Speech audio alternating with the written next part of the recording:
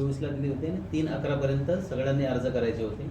या जो कालावधी दिला होता या कालावधीमध्ये 88,768 व्यक्तींनी अर्ज केलेले आहेत जे पात्र ठरले आहेत या परीक्षेसाठी। आणि या सगळ्यांची परीक्षा ही आता TCS मार्फत 14 फेब्रुवारीपासून 2 मार्चच्या या कालावधीमध्ये 14 सेशन्समध्ये ही परीक्षा आम्ही घेतो आहोत। आणि या परीक्षा अतिशय पारदर्शक पद्धतीनं आणि सगळ्या प्रकारच्या टेक्नॉलॉजी ज्याच्यामध्ये काही गैरव्यवहार होऊ नये याची काळजी घेऊन आपण ही परीक्षा घेतो आहोत। याच्यामध्ये TCSच्या कडून सुद्धा त्यांचे ऑब्झर्वर्स आणि निरीक्षक नेमले गेलेले आहेत आणि आमच्या डिपार्टमेंटचे सुद्धा आम्ही ऑब्झर्वर्स नेमणार आहोत आणि त्याला सगळ्या सूचना दिल्या आहेत की ही परीक्षा पूर्ण पारदर्शक पद्धतीने झाली पाहिजे। तुम्हाला बोलण्याचं कारण हे होतं की हे जी उमेदवार या परीक्षेला बसणार आहेत त्या सगळ्यांना ही गोष्ट क्लिअर झाली पाहिजे की त्यांनी कोणत्याही अफवावर विश्वास न ठेवता आपल्या मेरिटच्या भरोश्यावर ती परीक्षा ज्यांना चांगले गुण मिळतील अभ्यास करून त्या परीक्षेला सामोरं जावं आणि गुणवत्तेच्या आधारावर ह्या मुलांचं निवड होणार आहे।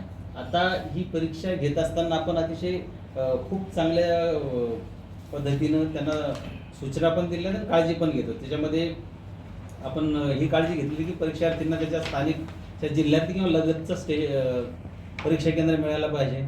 प्रत्येक केंद्रावर TCS मार्फत जे 2 समविक्षक आणि पर्यवेक्षक नेमले जाणार त्याच्याशिवाय आमच्या डिपार्टमेंटचा एक ऑब्झर्वर असणार आहे।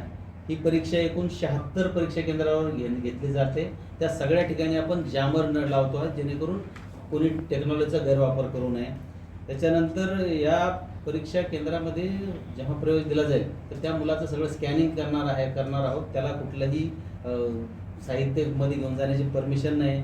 त्याचे बायोमेट्रिक तपासणी केली जाणार आहे, त्याचं डोळे स्कॅनिंग केले जाणार, फेस रिडिंग केलं जाणार आणि हे एवढ्यासाठी केलं जाणार आहे की जेव्हा त्याची समजा निवड झालीच तर जो परीक्षेला बसला होता तोच विद्यार्थी तिथं आहे का हे तपासता यावं यासाठी त्याची face reading plus iris scanning करून मग आपण त्याचं डॉक्युमेंटेशन व्हेरिफिकेशन जेव्हा होईल जेव्हा निवडीनंतर तो त्याच्याशी टॅली करणार आहोत। म्हणजे कुठल्याही गैरप्रकाराला चान्स नाही। त्याच्याशिवाय आपण सगळ्या पोलीस आयुक्तांना पोलीस अधीक्षकांना सगळ्यांना सूचना दिलेल्या आहेत की जी सुरक्षा व्यवस्था त्या केंद्रावर द्यायची आहे ती त्यांनी द्यावी। तर मला वाटतं अशा सगळ्या प्रकारची काळजी आपण घेतो आहोत। फक्त या कोणत्याही परीक्षा जेव्हा होतात तेव्हा काही जे एलिमेंट्स असतात त्याचा गैरफायदा घेण्याचा प्रयत्न करतात आणि चुकीची माहिती बाहेर पसरवतात। तुमच्या माध्यमातून मला आपल्याला सगळ्यांना हेच सांगायचं सगळ्या उमेदवारांना की या परीक्षेमध्ये अतिशय पारदर्शक पद्धतीनं आणि गुणवत्तेच्या जोरावरच ही परीक्षा होणार आहे। कुठलेही जर कोणी लोक सांगत असतील की ह्याच्यामध्ये आम्ही असं करून देतो किंवा तसं करून देतो ते खोटं बोलत आहेत।